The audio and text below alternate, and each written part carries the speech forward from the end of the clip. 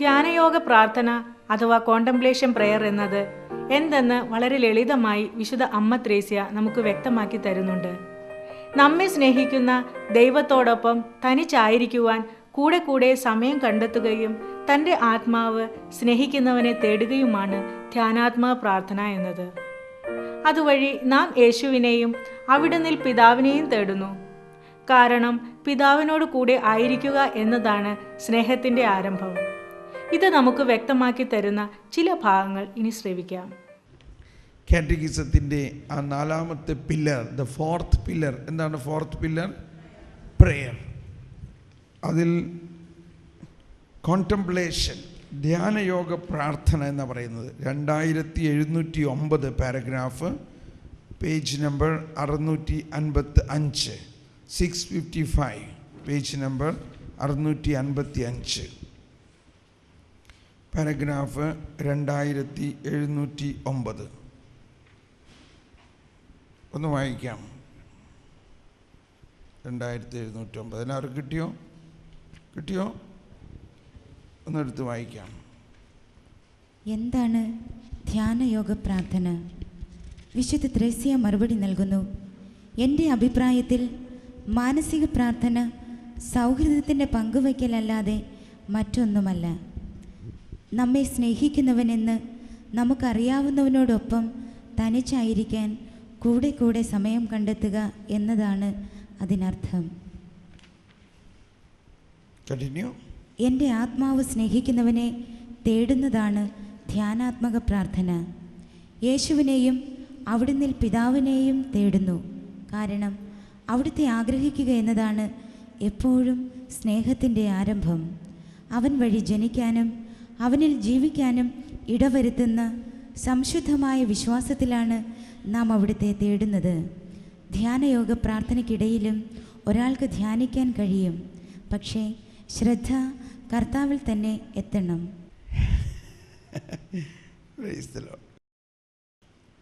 അമ്മ ത്രേസ്യയാണല്ലോ ഈ പ്രാർത്ഥനയിലെ വലിയ അത്ഭുതകരമായ അനുഭവം.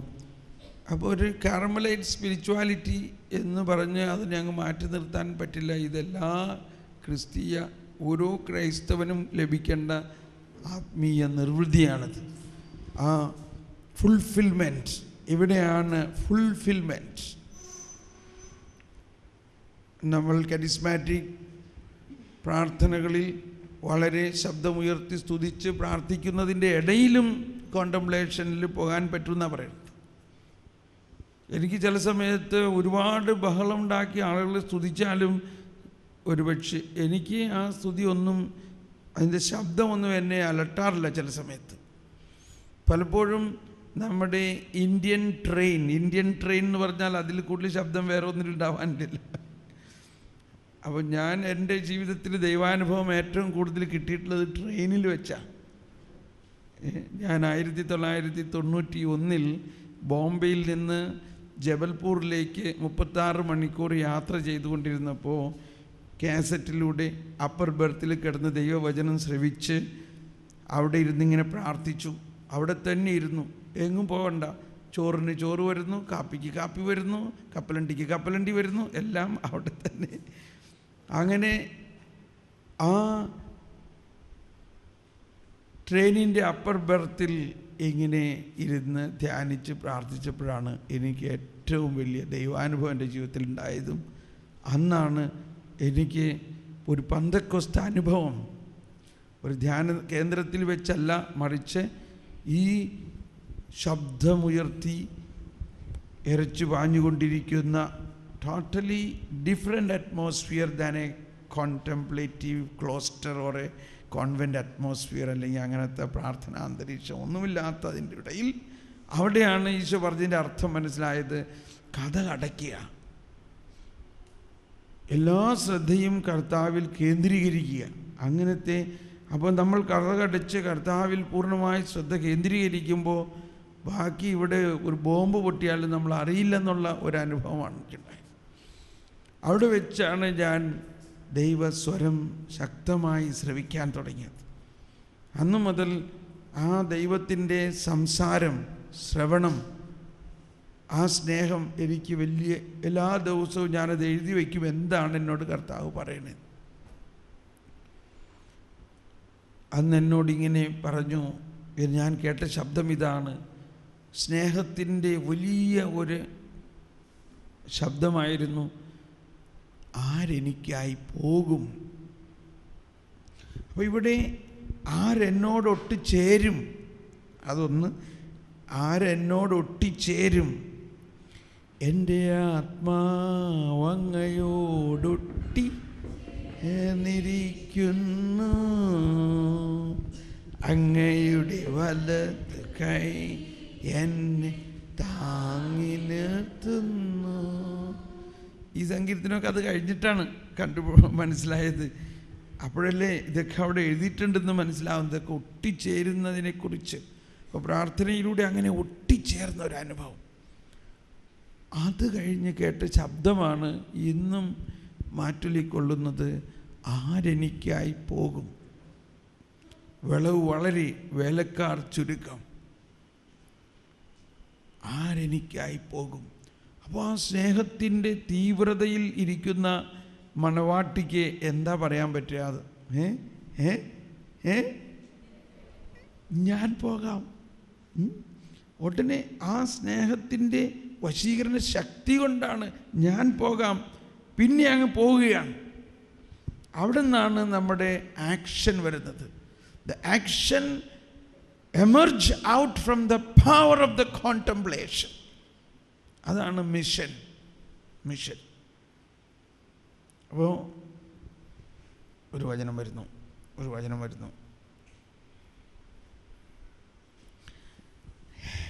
മർക്കോസ് 3:14. മർക്കോസ് 3:14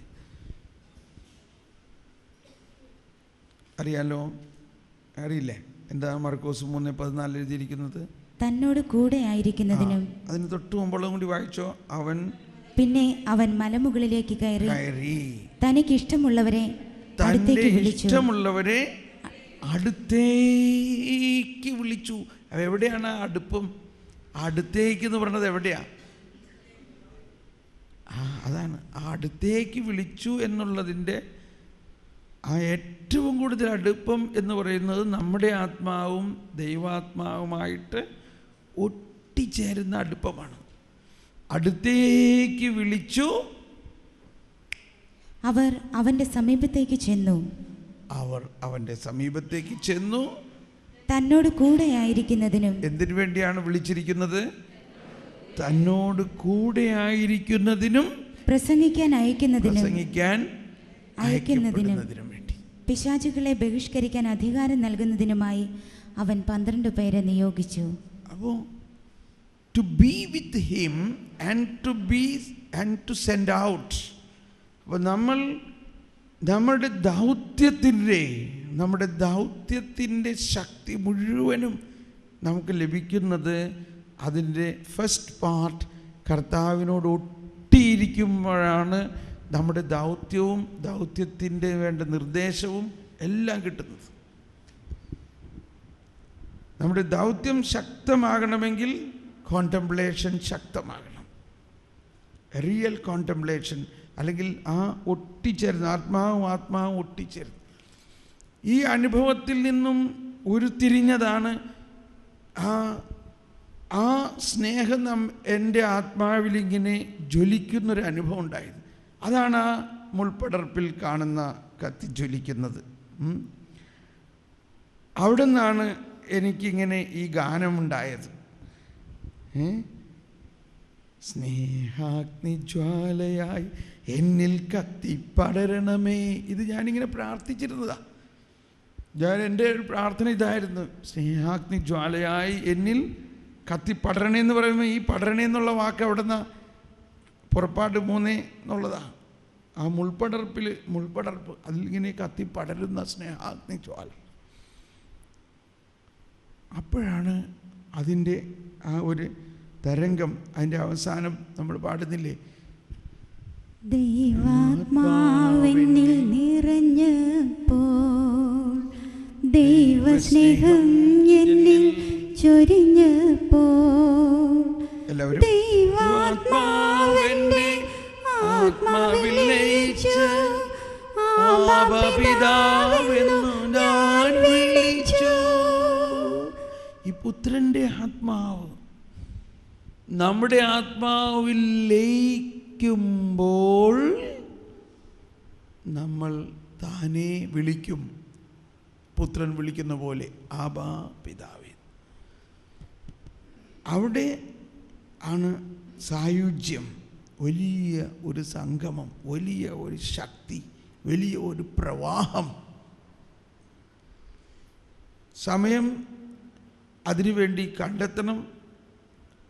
ആ ലയനം സ്നേഹത്തിലാണ് കത്തിപ്പടരുന്നതെങ്കിലും അത് സ്നേഹത്തിൽ നിന്നും പ്രത്യാശയിലേക്ക്, വിശ്വാസത്തിലേക്ക്, പിന്നെ പിന്നെ പിന്നെ അങ്ങ് ഉയർന്നുയർന്ന് അല്ലെങ്കിൽ ആഴ്ന്ന് ജ്ഞാനത്തിലേക്ക് ചെല്ലും. അവിടെ ശബ്ദമില്ല, ഭാഷണമില്ല, വാക്കുകളില്ല, ശബ്ദം പോലും കേൾക്കാനില്ല.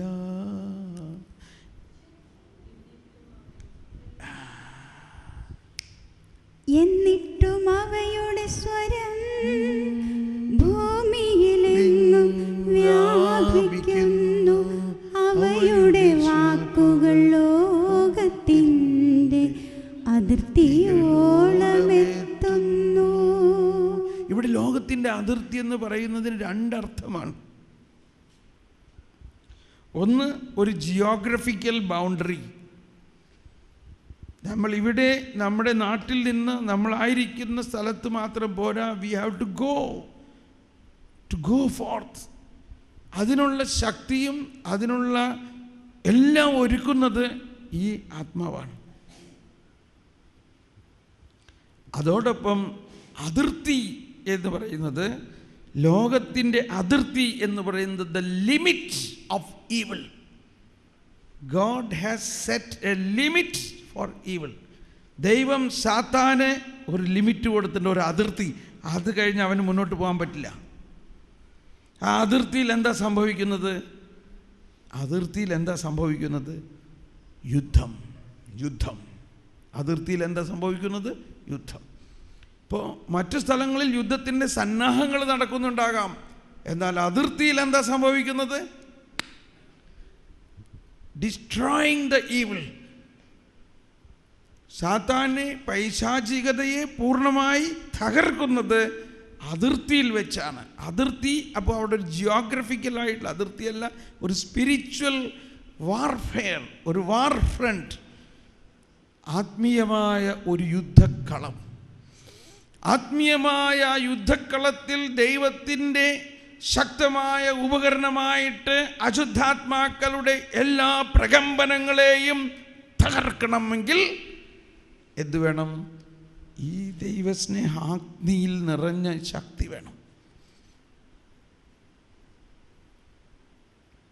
അതിർത്തികൾ വരെ. അപ്പോൾ അതിർത്തി എന്ന് പറയുമ്പോഴെല്ലാം ഈ വീക്ഷണത്തിലും കൂടി ചിന്തിക്കണം. ഒരു ജിയോഗ്രഫിക്കലായിട്ട് നമ്മൾ ലോകമെമ്പാടും പോകണം, ലോകത്തിൻ്റെ അതിർത്തികൾ വരെ പോകണം. അതിങ്ങനെ കിടക്കുകയാണ്, എവിടെയെങ്കിലും ചെന്ന് അവസാനിക്കുമോ? പക്ഷേ സ്പിരിച്വലായിട്ട് ദൈവം സാത്താന് ഒരു അതിർത്തി കൊടുത്തിട്ടുണ്ട്. ദൈവം പിശാചിന് കൊടുത്ത അതിർത്തിയാണ് എന്താണ്? What is the limit set four evil? ഉത്തരം പറയാമോ? അശുദ്ധാത്മാവിന് ദൈവം കൊടുത്ത ഒരു ലിമിറ്റ്. എവിടെയാണ് ആ ലിമിറ്റ് അവസാനിക്കുന്നത്? കുറച്ചും കൂടി ക്ലിയർ ആക്കി ഞാനിപ്പോൾ ചോദ്യം. എവിടെയാണ് അവൻ്റെ ലിമിറ്റ്?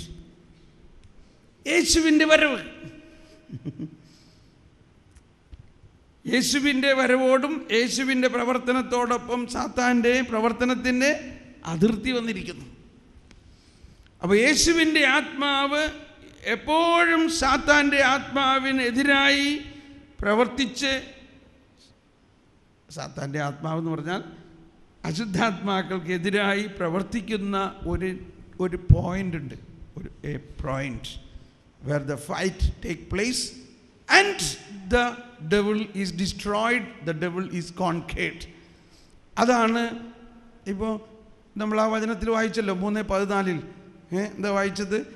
അവനോട് കൂടിയായിരിക്കാനും പ്രസംഗിക്കാൻ അയക്കുന്നതിനും പിന്നെ അടുത്തത് എന്താ? പരിഷ്കരിക്കാൻ പിശാചുക്കളുടെ മേൽ ആധിപത്യം. ഓക്കെ, അപ്പോൾ ഇതെല്ലാം നമ്മുടെ റിയൽ ലൈഫിൽ വളരെ പ്രാക്ടിക്കലായിട്ടൊരു കാര്യം ഞാൻ ഈ പറയണത്. ഇതിലൂടെ മാത്രമേ നമ്മൾ വിജയിക്കുകയുള്ളൂ, നമ്മൾ ഉയരുകയുള്ളൂ, നമ്മൾ വളരുകയുള്ളൂ. ഞാനൊരു ചെറിയ ഉദാഹരണം പറയാം കേട്ടോ. അത് സിസ്റ്റേഴ്സിനെ വിഷമിപ്പിക്കാനല്ല. ഒരു സിസ്റ്ററുടെ ഒരു സിസ്റ്ററിനുണ്ടായ ഒരു ക്രൈസിസിനെ കുറിച്ച് പറയാം. ആ ക്രൈസിസിനെ എങ്ങനെ ഓവർകം ചെയ്തെന്ന് പറയാം. ഒരു പക്ഷേ എല്ലാവർക്കും ആവശ്യമുള്ളതാണ്. പക്ഷേ ഈ ഉദാഹരണം കുറേ നേരം എൻ്റെ അകത്ത് ഇങ്ങനെ വരണം. അതാരെയും കുറ്റപ്പെടുത്താനല്ല. ഒരിക്കലും ഒരു കോൺഗ്രിഗേഷനിൽ സുപ്പീരിയർ പറഞ്ഞു, അവരുടെ ഒരു സിസ്റ്ററിന് വലിയ പ്രയാസമാണ്. പ്രയാസം ഇതാണ്, വളരെ നല്ലൊരു സിസ്റ്ററായിരുന്നു, പക്ഷേ ഇപ്പോൾ ഒരാളുമായിട്ട് ഒരു അടുപ്പം അപ്പോൾ സിസ്റ്ററിന് തോന്നുകയാണ് അയാളുമായിട്ട് കല്യാണം കഴിച്ച ഒരു കുടുംബജീവിതം നടത്തുക, അതാണ് അവർ സിസ്റ്ററിൻ്റെ വിളി എന്ന് തോന്നുകയാണ്. അയാൾ ഈ സിസ്റ്ററിൻ്റെ പുറകെ തന്നെ നടക്കണമാതിരി അവർ നിഴൽ പോലെ. എന്തു ചെയ്യും? പല കൗൺസിലേഴ്സിൻ്റെ അടുത്തും പോയി, പല സ്ഥലത്തും പോയി, എല്ലാവരും പറഞ്ഞു അതല്ല സിസ്റ്ററെ, സിസ്റ്ററിൻ്റെ വിളി ഇവിടെ തന്നെയാണ്, ഇതിൽ നിന്ന് പിന്തിരിയണം. പക്ഷേ സിസ്റ്ററിന് സാധിക്കുന്നില്ല. ഇതൊക്കെ മനുഷ്യൻ്റെ അവസ്ഥയാണ്. പ്രശ്നങ്ങളും ബലഹീനതകളും ഉണ്ടാകാൻ എല്ലാവർക്കും സാധ്യതകളുണ്ട്. അങ്ങനെ ആ സുപ്പീരിയർ എന്നെ വിളിച്ച് പറഞ്ഞു, ഇങ്ങനെ ഒരു കാര്യമുണ്ട് തോമസ്, ഒന്ന് പ്രാർത്ഥിക്കണം. ഞാൻ പറഞ്ഞു, എന്നാൽ സിസ്റ്ററിനെ എൻ്റെ അടുത്തേക്ക് വിട്, ഞാനൊന്ന് സംസാരിക്കാം. ആ ശരി, ഞാനൊന്ന് പറഞ്ഞു നോക്കട്ടെ, വരാണെങ്കിൽ. പറഞ്ഞപ്പോൾ അവർ വന്നു. ആ സിസ്റ്റർ എൻ്റെ അടുത്ത് വന്നപ്പോൾ ഞാൻ ആ സിസ്റ്ററിനോട് ഈ ഒരു കാര്യവും സംസാരിച്ചില്ല. അവരുടെ ഈ പ്രശ്നമോ അവർ പറയാൻ തുടങ്ങി, ഇങ്ങനെ എനിക്ക് തോന്നണത് എൻ്റെ ജീവിതം ഒരു വിവാഹ ജീവിതമാണ്, ഇതല്ല, എനിക്കൊരാളുമായിട്ടൊരു സ്നേഹമുണ്ട്, അയാൾ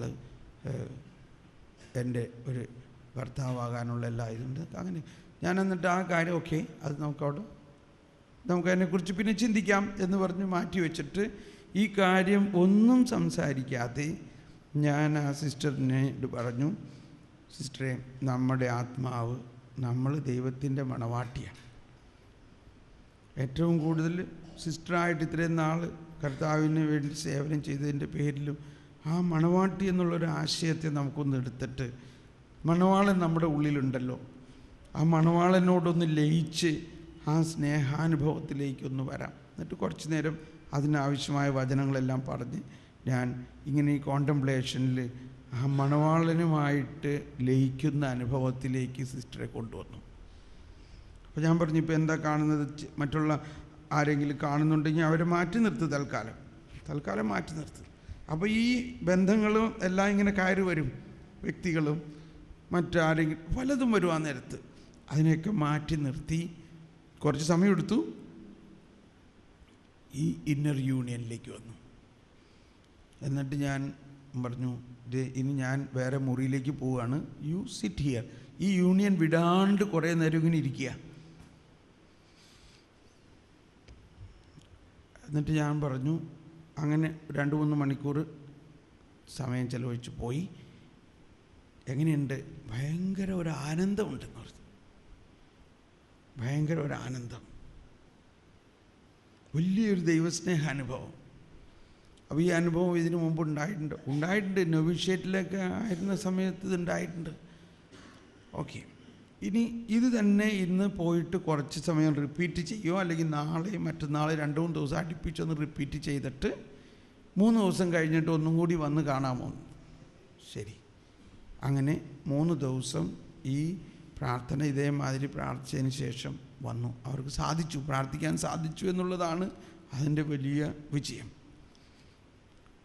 എന്നിട്ട് അപ്പോൾ ഞാൻ പറയുന്നതിന് മുമ്പ് പറയാണ്, എനിക്ക് തെറ്റ് പറ്റിപ്പോയി. എൻ്റെ മണവാളൻ എൻ്റെ അകത്തുണ്ട്. ഇപ്പം എനിക്ക് വേറെ ഒന്നും ചിന്തയില്ല. എൻ്റെ ജീവിതം മുഴുവനും മണവാളന് വേണ്ടിയുള്ളതാണ്. എൻ്റെ മണവാളൻ. പ്രശ്നമെല്ലാം പോയി. കാരണം ഈ ചിന്ത തന്നെ ആ മറ്റ് അറ്റാച്ച്മെൻ്റ് എന്ന് പറയും, അറ്റാച്ച്മെൻറ്റുകളെല്ലാം ഈ സ്നേഹാഗ്നി ജ്വാലയിൽ എരിഞ്ഞു പോകും. നമ്മൾക്കും ഇങ്ങനെ പലതരത്തിലുള്ള അറ്റാച്ച്മെൻറ്റുകളുണ്ടാകാം. അതെല്ലാം നമ്മൾ അകറ്റാൻ സാധിക്കുകയില്ല. മറിച്ച് ദൈവസ്നേഹത്തിൻ്റെ അഗ്നിയിലേക്ക് ഇട്ട് കൊടുക്കുകയാണെങ്കിൽ അതിനെ എരിയിച്ച് കളയാൻ സാധിക്കും. പിന്നെ അത് നമ്മളെ ശല്യപ്പെടുത്തില്ല. അപ്പോൾ കുറച്ച് ദിവസം കഴിഞ്ഞപ്പോൾ സുപ്പീരിയർ എന്നെ വിളിച്ചു പറഞ്ഞു, നീ എന്താ ചെയ്തേ? ഞാൻ പറഞ്ഞു, ഞാനൊന്നും ചെയ്തില്ല, നിങ്ങൾ പ്രാർത്ഥിപ്പിക്കുന്ന പ്രാർത്ഥന ഒന്ന് ശരിക്കും പ്രാർത്ഥിപ്പിച്ചെന്നുള്ളൂ. അപ്പോൾ ഈ നമ്മുടെ കോൺവെൻറ്റുകളിലും അതുപോലെ തന്നെ വൈദികരിലും പ്രത്യേകിച്ച് സെമിനാരികളിലും ഇതുപോലെയുള്ള ഒരു ആത്മീയ അനുഭവം, പ്രത്യേകിച്ച് കർത്താവിന് വേണ്ടി ജീവിതം പൂർണ്ണമായി സമർപ്പിക്കപ്പെട്ട സമർപ്പിതർക്ക്, വൈദികർക്ക്, സിസ്റ്റേഴ്സിന് ഇത് പെട്ടെന്ന് കിട്ടേണ്ടതാണ്. കാരണം അവരെ സംബന്ധിച്ച് അവരൊരു വിളിയാണത്.